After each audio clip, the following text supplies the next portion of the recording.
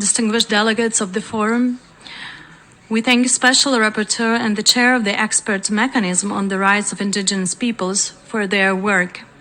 We welcome that this forum and the General Assembly resolution on the rights of Indigenous peoples are demonstrating the global community's determination in helping Indigenous peoples in solving their problems. Unfortunately, many Indigenous peoples are familiar with forced land taking, repressive policies, the prohibition of self-identification and native language, among other issues. Ukraine shares the values and understands the needs of Indigenous peoples around the world. There are 3 Indigenous peoples in Ukraine that have always been part of Ukrainian society. The forum provides us an opportunity to shed light on the situation of Indigenous peoples and make it visible. Indigenous people on temporarily occupied territories of Ukraine are suffering from the unlawful and brutal aggression by the Russian Federation.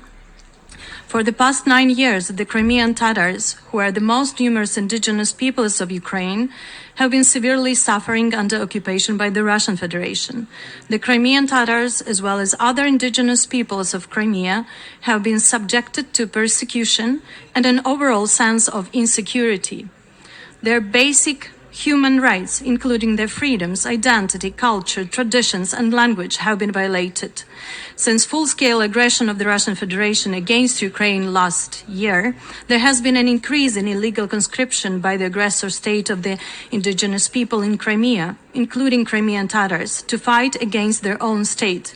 This act is a violation of Article 51 of the Fourth Geneva Convention and is considered a war crime.